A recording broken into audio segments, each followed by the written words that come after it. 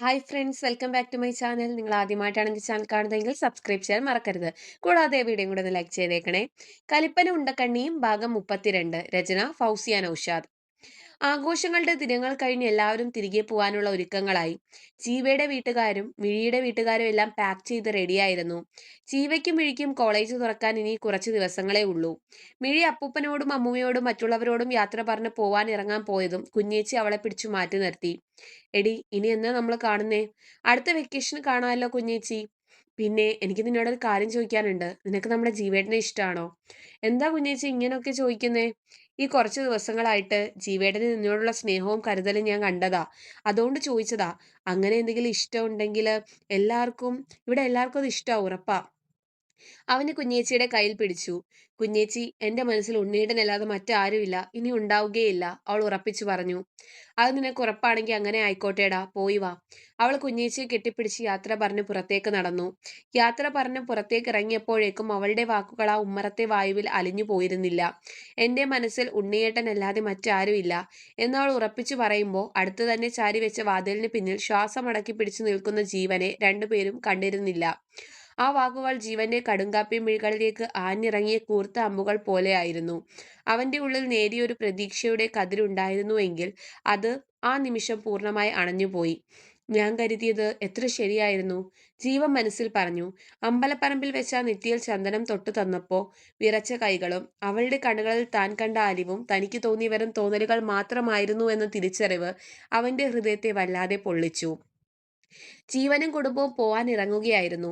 അമ്മയും അച്ഛനും മിഴിയുടെ കുടുംബത്തോട് യാത്ര പറഞ്ഞ് സംസാരിച്ചു കൊണ്ടിരുന്നു. എന്നാ നമ്മൾ ഇറങ്ങട്ടെ, ജീവന്റെ അച്ഛൻ പറഞ്ഞു. രശ്മിയമ്മ മിഴിയുടെ അരികിലേക്ക് ചെന്ന് അവളുടെ കവളിൽ തലോടി. മോളെ, കോളേജ് തുറന്നാലും ഇടയ്ക്ക് വീട്ടിലൊക്കെ വരണം കേട്ടോ. ഇനിയിപ്പോ നിങ്ങളാരും അന്യരല്ലല്ലോ, നമ്മളൊരു കുടുംബക്കാരല്ലേ. വരാ അമ്മേ. അവനി പതുക്കെ പുഞ്ചിരിച്ചു.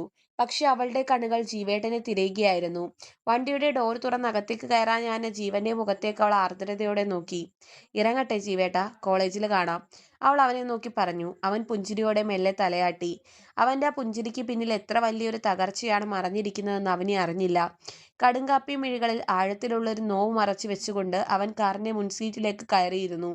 മിഴിയുടെ മനസ്സിൽ തറവാട്ടിൽ നിന്ന് തിരികെ പോകുന്നതിന്റെ സങ്കടം ഉണ്ടായിരുന്നുവെങ്കിലും ഏറെ നാളുകൾക്ക് ശേഷം ഉണ്ണീട്ടിനെ കാണാൻ പോവുകയാണല്ലോ എന്ന സന്തോഷമായിരുന്നു. ഈ കുറച്ച് ദിവസങ്ങൾ അവനെ കാണാതെ മാറി നിന്നപ്പോൾ അവൾ മനസ്സിലാക്കി ഉണ്ണി അവൾക്ക് എത്രമാത്രം പ്രിയപ്പെട്ടതാണെന്ന ആ വലിയ സത്യം. ഉണ്ണിയേട്ടനോട് തനിക്ക് പ്രണയാണ്. മറ്റാർക്കും പകരം വെക്കാനാവാത്ത ഒരാളാണ് ഉണ്ണിയേട്ടൻ. ജീവേട്ടൻ പറഞ്ഞതുപോലെ ഉണ്ണിയേട്ടന് തന്നോട് അങ്ങനെ ഒരു ഇഷ്ടമാണോ എന്നറിയണം. ഇനിയും വൈകാൻ പാടില്ല. അതോർത്തപ്പോൾ അവളുടെ ഹൃദയമിടിപ്പ് വല്ലാതെ കൂടി. മിഴിയുടെ അച്ഛനായിരുന്നു കാർ ഓടിച്ചിരുന്നത്. മുൻസീറ്റിൽ അമ്മ സന്തോഷത്തോടെ യാത്രാവിശേഷങ്ങൾ സംസാരിക്കുന്നുണ്ടായിരുന്നു. ബാക്ക് സീറ്റിലിരുന്ന് ജനലിലൂടെ പുറത്തേക്ക് കണ്ണുനട്ടിരുന്ന മിഴിയുടെ ഉള്ളിൽ പ്രണയത്തിന്റെ ഒരു ചെറു തീപ്പൊഴി ആളിപ്പടരുകയായിരുന്നു. തറവാട്ടിലെ വിശേഷങ്ങളും കൂട്ടുകാരും ജീവേട്ടന്റെ പെട്ടെന്നുള്ള അകൽച്ചയുമെല്ലാം ഒരറ്റത്ത് ഒതുങ്ങി മാറി. ഇപ്പോൾ അവളുടെ മനസ്സ് നിറയെ ഉണ്ണിയേട്ടന്റെ ആ തെളിഞ്ഞ ചിരിയും സ്നേഹമുള്ള കണ്ണുകളുമായിരുന്നു. ഇത്രയും ദിവസം ദൂരെ മാറി നിന്നപ്പോഴാണ് സ്വന്തം ഹൃദയം ആരോടാണ് സംസാരിക്കുന്നതെന്ന് അവൾക്ക് കൃത്യമായി മനസ്സിലായത്. ഉണ്ണിയേട്ടനോടുള്ളത് വെറുമൊരു അടുത്ത സൗഹൃദമല്ല, മറിച്ച് മറ്റാർക്കും പകരം വെക്കാനാവാത്ത ആഴമുള്ള പ്രണയമാണെന്ന സത്യം അവൾ തിരിച്ചറിഞ്ഞു കഴിഞ്ഞിരുന്നു. ഉണ്ണിയേട്ടൻ എന്നെ എപ്പോഴെങ്കിലും ഈ കണ്ണുകളിലൂടെ നോക്കിയിട്ടുണ്ടാവുമോ? ജീവേട്ടൻ പറഞ്ഞതുപോലെ ഉണ്ണിയേട്ടന്റെ മനസ്സിലും ഞാൻ ഉണ്ടാവോ? അതോർത്തപ്പോൾ മിഴിയുടെ നെഞ്ചിടിപ്പ് വല്ലാതെ കൂടി. കവിളുകളിൽ ഒരു നേർത്ത ചുവപ്പ് പടർന്നു. ഇനി തിരികെ എത്തിയാൽ ഒട്ടും വൈകിക്കരുത്. ഉണ്ണിയേട്ടന്റെ മനസ്സിലെ വികാരം എന്താണെന്ന് നേരിട്ട് ചോദിച്ചറിയണം എന്നവൾ ഉറപ്പിച്ചു. മുന്നിലെ സീറ്റിലിരുന്ന് അമ്മ തറവാട്ടിലെ വിശേഷങ്ങളും രശ്മി അമ്മയുടെ സ്നേഹത്തെക്കുറിച്ചുമൊക്കെ സംസാരിച്ചു കൊണ്ടിരുന്നു. അച്ഛൻ സന്തോഷത്തോടെ അതിന് മറുപടിയും നൽകി. അപ്പോഴും ജനലരികിൽ തലചായ്ച്ചിരുന്ന മിഴി സ്വന്തം സ്വപ്നലോകത്തായിരുന്നു. അതേസമയം മറ്റൊരു വഴിയിലൂടെ പാഞ്ഞുപോകുന്ന ജീവന്റെ കാറിനുള്ളിൽ ഘനീഭവിച്ച ഒരു മൗനം നിറഞ്ഞു നിന്നിരുന്നു. മുൻസീറ്റിൽ ദൂരേക്ക് കണ്ണും നട്ടിരുന്ന ജീവന്റെ കടുങ്കാപ്പി മിഴികളിൽ ആഴമുള്ളൊരു വിജനത മാത്രമായിരുന്നു ഉണ്ടായിരുന്നത്. മിഴിയുടെ ഹൃദയത്തിൽ ഉണ്ണിയേട്ടനാണ് എന്ന തിരിച്ചറിവ് അവന്റെ ഉള്ളിലെ ആ പഴയ തണുപ്പിനെ വീണ്ടും പുറത്തെടുത്തു. മുന്നിലെ സീറ്റിലിരുന്ന മിഴിയുടെ അമ്മ തറവാട്ടിലെ വിശേഷങ്ങൾ പറഞ്ഞ് ചിരിക്കുന്നുണ്ടായിരുന്നു. അച്ഛൻ കാറിന്റെ വേഗത പതുക്കെ കൂട്ടി. ആകാശത്ത് കറുത്ത മഴക്കാറുകൾ കനത്തുകൂടാൻ തുടങ്ങിയിരുന്നു. പെട്ടെന്നാണ് എതിർദിശയിൽ നിന്ന് അമിത വേഗത്തിൽ വന്ന ആ വലിയ ലോറി വളവ് തിരിഞ്ഞ് തങ്ങളുടെ പാതയിലേക്ക് പാഞ്ഞു കയറിയത്. ലോറിയുടെ പ്രകാശം കണിഞ്ഞ് അഞ്ചിച്ച ആ നിമിഷത്തിൽ അച്ഛൻ ഭയത്തോടെ ബ്രേക്കിലേക്ക് ആഞ്ഞു ചവിട്ടി. അയ്യോ, അമ്മയുടെ ഉറക്കെയുള്ള അലർച്ച ഉയർന്നു. കീറിമുറിക്കുന്ന ഒരു ശബ്ദത്തോടെ കാർ പാതയോരത്തേക്ക് വെട്ടിത്തിരിഞ്ഞ് റോഡരികിലെ താഴ്ചയിലേക്ക് മറിഞ്ഞു. വലിയൊരു സ്ഫോടന ശബ്ദത്തോടെ ആ കാർ അമർന്നുപോയി. ഒരൊറ്റ നിമിഷം എല്ലാം വളരെ വളരെ പെട്ടെന്നായിരുന്നു. ആകാശത്തെ കറുപ്പിച്ചു നിന്ന കാർമേഘങ്ങളെക്കാൾ ഭീകരമായിരുന്നു ആ നിമിഷത്തിൽ ഉയർന്നു കേട്ട ലോഹങ്ങളുടെ കൂട്ടിയിടി. കാർ താഴ്ചയിലേക്ക് പതിച്ചതും ചില്ലുകൾ തകർന്നു തെറിക്കുന്നതിനൊപ്പം മിഴിയുടെ കാതുകളിൽ അച്ഛന്റെ ഭയം നിറഞ്ഞ അലർച്ചയും അമ്മയുടെ ആ വിറയാർന്ന നിലവിളിയും പ്രതിധ്വനിച്ചു. തലകീഴായി മറിഞ്ഞ വണ്ടിക്കുള്ളിൽ പുകയും പെട്രോളിന്റെ മണവും പടർന്നു പിടിച്ചു. തലച്ചോറിനെ ഉലച്ചുകളഞ്ഞ വലിയൊരു പ്രഹരത്തിനൊടുവിൽ മിഴിക്ക് ചുറ്റും ഇരുട്ട് മാത്രം ബാക്കിയായി. കണ്ണുകൾ തുറക്കാൻ ശ്രമിക്കുമ്പോൾ കൺപോളകൾക്ക് വല്ലാതെ കനം അനുഭവപ്പെട്ടിരുന്നു. തലയുടെ വശത്തു നിന്ന് ഇറ്റുവീഴുന്ന ചൂടുള്ള രക്തം കവിളിലൂടെ ഒലിച്ചിറങ്ങുന്നുണ്ട്. അമ്മേ, അച്ഛാ. തന്റെ വിറയ്ക്കുന്ന ചുണ്ടുകളിൽ നിന്ന് പുറത്തു വന്ന സ്വരം വല്ലാത്തൊരു മുരൾച്ചയായി മാത്രം പുറത്തേക്ക് വന്നു. മുന്നിലെ സീറ്റിലേക്ക് കൈകൾ നീട്ടിയ മിഴി കണ്ടത് നെഞ്ചിലേക്ക് അമർന്നുപോയ സ്റ്റിയറിംഗിൽ തലചായ്ച്ച് അനക്കമില്ലാതെ കിടക്കുന്ന അച്ഛനെയാണ്. വശത്തേക്ക് ചരിഞ്ഞു കിടന്നിരുന്ന അമ്മയുടെ കൈകളിൽ അവൾ പതുക്കെ തൊട്ടു. അമ്മേ. പക്ഷേ ആ കൈകൾ തണുത്തുറഞ്ഞു തുടങ്ങിയിരുന്നു. യാതൊരു അനക്കവും ഇല്ല. നെഞ്ചിൽ ഭയത്തിന്റെ വലിയൊരു കനൽ വന്നു വീണു. സർവ്വശക്തിയുമെടുത്ത് തകർന്നുപോയ കാറിന്റെ വാതിൽ തള്ളി തുറന്നവൾ പുറത്തേക്ക് ഇഴഞ്ഞു നീങ്ങി.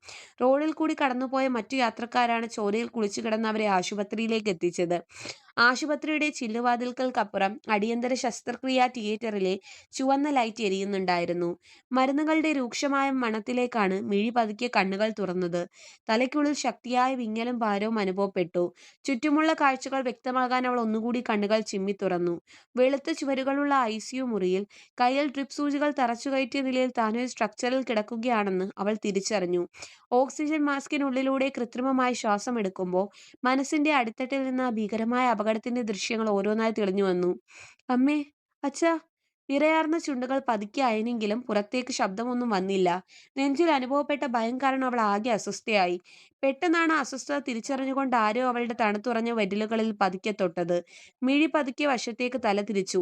ജനലരികൾ കണ്ണുകൾ ചുവന്ന് അവൾക്കരികിൽ ഇരിക്കുന്നത് ജീവേട്ടനാണ്. അവന്റെ കടുങ്കാപ്പി മിഴികളിൽ അളക്കാനാവാത്ത വേദനയും ഭയവും തളം കെട്ടി നിന്നിരുന്നു. അവൾ ഉണർന്നു എന്ന് കണ്ടതും ജീവന്റെ മുഖത്ത് ആശ്വാസത്തിന്റെ ഒരു ചെറുനിഴൽ പടർന്നു. മിഴി, അനങ്ങരുത്. ജീവൻ താഴ്ന്ന സ്വരത്തിൽ പറഞ്ഞു. അവന്റെ കൈകൾ അവളുടെ വിരലുകളെ ചേർത്ത് പിടിച്ചു.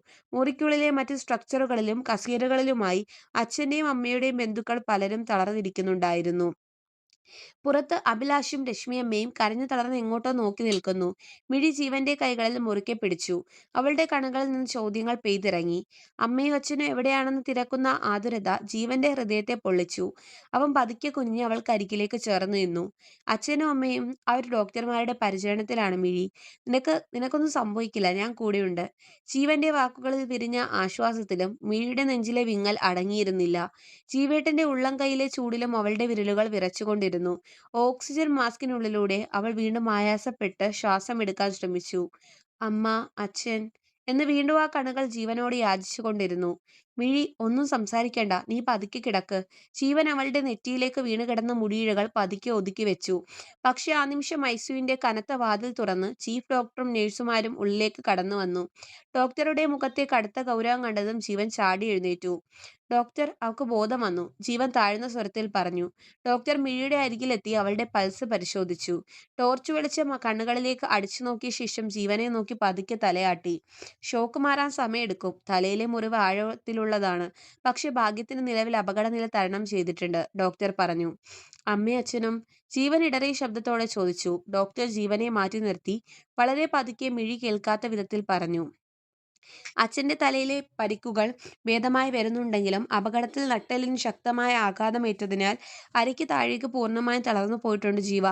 ഡോക്ടറുടെ വാക്കുകൾ ഒരു വൻ പാറ പോലെയാണ് ജീവന്റെ നെഞ്ചിലേക്ക് പതിച്ചത്. എന്താ ഡോക്ടർ ഈ പറയുന്നത്? അച്ഛനിനി നടക്കാൻ കഴിയില്ലെന്നോ? ജീവന്റെ സ്വരം വിറച്ചു. സാധ്യതകൾ വളരെ കുറവാണ്. സർജറി കഴിഞ്ഞിട്ടുണ്ട്. എങ്കിലും ജീവൻ തിരികെ കിട്ടി എന്നത് തന്നെ വലിയൊരു അത്ഭുതമാണ്.